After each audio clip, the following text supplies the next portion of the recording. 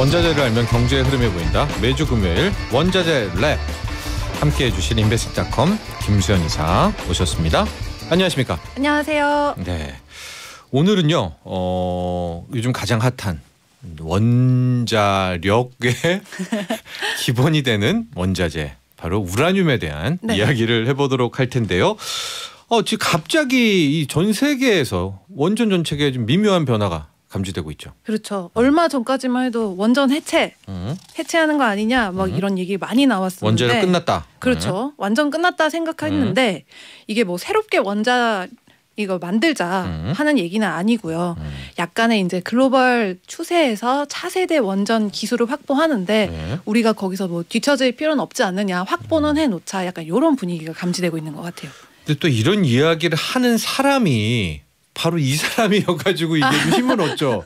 빌 게이츠 아닙니까? 그렇죠. 네. 영향력이 어마어마한데 특히 또 우리나라는 또 원자력 발전소에 많은 투자를 했었고 기술력도 있고. 그렇죠. 저희 아버지도 이제 원자력 발전소에 근무를 하셨었거든요, 예전에. 오호. 그래서 예전에는 어렸을 때 아빠 회사 놀러 가볼까 해가지고 영광에 있는 원자력 발전소에 갔던 기억이 나는데 물고기도 막 물도 깨끗하고 많고 거기서 이제 잡은 물고기라 해서 뭐 꺼 드시기도 하시고 사슴도 막 뛰어다니는 거예요. 너무 아름다운 자연 속에 융화가 돼 있는 느낌을 보고 아니 이렇게 깨끗하고 위대한 에너지를 주는 고마운 에너지한테 왜 자꾸 무섭다고 할까 하고 어릴 때는 몰랐는데 이제 너무 아빠를 걱정할까 봐 어른이 되면서 얘기해주지 않고 나중에 알게 됐죠. 엄청난 사고들이 있었다는 것을. 그렇죠. 또 최근에 후쿠시마 원전도 사고도 있었고 이제 그런 상황인데 이게 다시 약간 SMR이라고 약간 전문적이긴 한데 이제 소형 원자로 약간 뭐 미니 원전 이런 식으로 세계 트렌드에서 다시 좀 이야기가 펼쳐지고 있습니다. 이 이야기를 좀 할까 했는데 이게 또 너무 전문적인 거고 저희가 나중에 이런 기회는 진짜 원전 전문가를 모시고 해서 한번 해보도록 하고요. 자, 우리가 이제 해볼 이야기는 바로 이것의 모든 원자재가 되고 있는 우라늄. 그리고 우라늄에 투자를 하려면 또 어떻게 투자할까에 대한 방법 아니겠습니까? 자, 우라늄은 좀 생소한 원자재이기는 합니다. 어떤 특성이 있습니까? 네, 우라늄 하면 저희가 이제 엑스레이 찍을 때 그 형광색의 초록색 불빛 이미지. 뭔가 위험할 것 같고 딱 그런 이미지를 떠올리시는데요. 색은 딱 그 영화 매트릭스에서 그런 떨어질 때 그 색이에요. 맞아요. 딱 그 느낌이고요. 이게 얼마나 어마어마한 에너지를 갖고 있느냐라고 하면 1kg당 석유 9,000드럼, 석탄 3,000톤과 맞먹는 에너지를 가지고 있습니다. 그리고 이제 가장 먼저 우라늄 하면은 일상에서 저희가 그 단어를 쓰는 일은 없지만 아까 얘기했던 원자력 발전소 이미지와 같이 떠올리면 좋을 것 같고요. 이제 뭐 여러 가지 뭐 체르노빌 원전 사고 진짜 너무 끔찍한 정말 사건인데 또 후쿠시마 원전 사고 이 두 가지를 빼먹을 수가 없었고 또 그리고 뭐 인류 최초로 이제 쓰였던 원자 폭탄에도 들어갔었고 여러 가지로 왜냐하면 이게 낫보다 훨씬 더 뭐 밀도가 70% 정도가 높기 때문에 그런 용도로 많이 쓰고 있다라고 알려져 있습니다. 그리고 도자기 유약에도 들어갑니까? 이게 왜 우라늄 특징 보면 막 색도 있죠? 그것도 좀 이야기해 주실래요? 그래서 저희가 도자기 유약에도 이게 뭐 옐로우 케이크 이런 단어를 이제 서양에서 쓰는데 그렇게 바르기도 하고 또 타일에도 바르기도 하고 또 저희가 이제 많이 알고 있지만은 초기의 사진술에 저희가 어두운 곳에서 이렇게 초록빛 이렇게 비춰가지고 생각나시죠? 그럴 때도 이 우라늄의 이런 에너지를 쓰기도 했고요. 또 예전에는 1840년대부터 이제 본격적으로 그런 것들을 이제 뽑아내가지고 아르데코라는 서양의 또 미술 양식으로 이렇게 엄청난 전성기를 누리기도 했습니다. 근데 우리 방금 김수현 이사 이야기를 좀 들어보면은요, 1800년대 아니죠? 왜냐면 도자기 유약이라고 하면 이게 석이 엄청나게 그러면 우리가 정말 오래 전부터 이 우라늄을 우리 조상들이 써왔던 거네요. 그렇죠. 이런 걸 생각하면 진짜 뭐 원자재는 판도라의 상자가 아닐까 가끔은 뭐 이런 생각도 드는데 너무 이제 양면적이잖아요.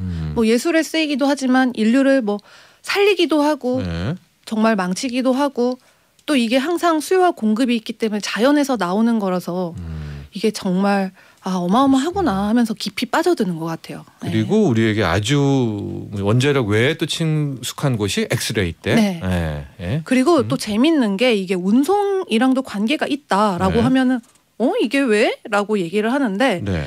저희가 이제 보잉 737 맥스 말고요. 747 기종에 네. 이제 지금은 이제 만약에 비행기 사고가 나면은 이제 그런 원자재가 들어갔던 것이 퍼지면서 너무너무 위험하다 해서 지금은 네. 안 들어가는데 네네네. 예전엔 비행기에도 들어갔었고요. 또 레이싱카는 이제 경주를 할 때 이제 레이싱카? 무게가 이제 각자 제한이 돼 있잖아요. 네. 저희가 모든 시합에는. 네. 근데 그거를 가볍게 하기 위해서 그 기판에다가 이 우라늄을 또 쓰기도 하거든요. 너무 재밌는 사실이죠. 네, 전혀 네. 몰랐었는데 참 많은 곳에 쓰이고 있는데요. 우리가 이제 궁금한 것은 이제 네. 그 뭐 핵무기라든가 원자력이라든가 거기에 우라늄이 이제 일종의 이제 재료로 들어가는데 얼마나 필요로 하는 건지가 궁금해요. 네. 네. 일단은 뭐 우라늄에는 3가지 종류가 있는데 그 중에서도 네. 우라늄 235라는 게 연쇄 반응을 일으켜가지고 거기에 들어간 핵심 재료로 쓰이고요. 네. 원자력 발전소에 정말 많이 들어갈 것 같은데 네. 이제 농축된 우라늄이 4~5% 정도밖에 안 들어가고 오히려 이 핵무기에는 80에서 90% 정도가 들어간다고 해요. 그러니까 원자력 발전소에는 확실히 핵무기보다는 뭐 진짜 미미하게 네. 들어가기는 하는데 자, 근데 최근에 이제 다시 말씀드리지만은 후쿠시마 원전 터지고부터 전 세계가 다 특히 이제 유럽 쪽에서 독일도 재생에너지로 가면서 이제 원자력 발전이 소외를 받고 이러고 있다가 이제 가격이 약간 좀 최근에 움직이고 있는 네. 이런 모양새도 좀 보이고 있는데요. 네네. 전반적으로 한번 우라늄 가격의 흐름 한번 소개해 주시죠. 네, 차트를 이제 뭐 체르노빌까지는 못 갔고요. 최근으로 쫙 이렇게 한 10년, 20년 정도를 봤더니 네. 딱 2번 엄청나게 미친 듯이 폭등했던 때가 있더라고요. 네. 그러니까 지금 보이는 라디오에선 보이시겠지만요. 2008년, 9년 그때 이제 서브프라임 모기지 사태 그때가 한번 탁 치고 올라갔었고 예. 그 다음에 2011년 요때는 이제 체르노빌 그때쯤이었는데 이제 재밌는 거는 그러면은 금융 위기랑 우라늄 무슨 상관이야? 진짜 2008년 왜 네. 갑자기 완전 이거랑 거예요? 무슨 상관이야? 네. 오히려 떨어질 것 같은데 이런 재밌는 게 있어가지고 네. 그때 당시를 한번 찾아봤습니다. 네. 네, 일단은 뭐 지금 뭐 우리가 신재생 에너지 그런 탄소 배출 이슈잖아요. 네. 그 당시에도 그 이슈가 있었어요. 2008년쯤에도. 예. 네. 기억이 나요. 기억나시죠? 네. 네. 그래서 이게 우라늄 가격이 엄청나게 올라갔었고요. 네. 뭐 에너지 공급의 안전성 그런 이슈는 항상 이제 있었기 때문에 이때 당시에 미친 듯이 올라갔었다라고 했고. 당시에는 그래서 2008년에는 네. 지금의 재생에너지 주들 있잖아요. 네. 태양광 뭐 이런 것들도 2008, 2009년에 미친 듯이 그때도 한번 올랐었어요. 네, 맞아요. 그러다가 이제 2011년에 네. 예. 이건 정말 재밌는데 그렇죠. 일본 때문에 사실 그런 사고가 터지면 떨어져야 되는데 차트를 보면 올라가 있잖아요. 제가 보니까 그래요. 너무 재밌는 게 이건 또 중국의 영향이 있었습니다. 네, 이때 당시에 이제 중국에서 엄청나게 원자력 발전소들을 짓기 시작했던 때인데요. 근데 중국의 수요가 엄청 올라가면서 우라늄 가격이 엄청나게 뭐 73달러까지 올라갔다가 원전이 터지면서 다시 절반 정도로 푹 떨어지다가 그 여파로 2017년까지 박스권에 이렇게 지지부진하게 흐름이 보이게 됐고요. 그렇습니다. 최근 들어서는 뭐 3% 정도 연초 대비 올랐다. 그러니까 이게 이제 파운드당 네. 얼마 이렇게 돼 있는데 그 2008년도 9년도 때는 파운드당 거의 뭐 150달러 이상 갔다가 후쿠시마 원전 터졌던 2011년 3월에 급락했다가 갑자기 중국 수요로 또 폭등을 하게 되는 이런 상황이 되고 있고요. 최근에는 기나긴 이제 하방에서 이제 완전히 버려졌었죠. 그런 흐름을 좀 보이고 있는데 앞으로의 가격 추이는 이제 어떻게 됩니까? 좀 조심스럽게 예측을 하면요. 네, 조심스럽지만은 이게 뭐 호주 증권거래소에서는 파운드당 50달러까지 간다라고 발표를 했습니다. 지금이 한 32달러인데요. 네.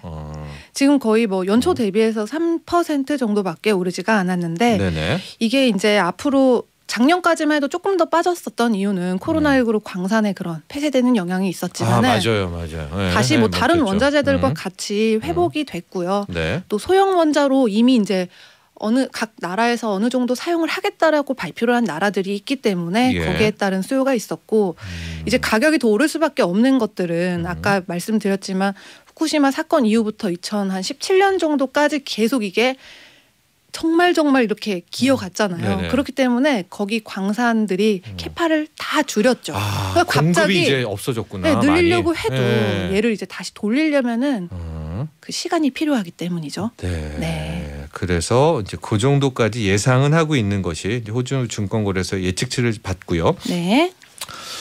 우라늄이 우리는 이제 지금은 아니지만 한때 원자력 많이 해서 네. 많이 수입하는 걸로는 알고 있는데요. 어느 나라에서 많이 생산되는지 궁금합니다. 또 어느 나라에서 많이 소비되는지도요. 네.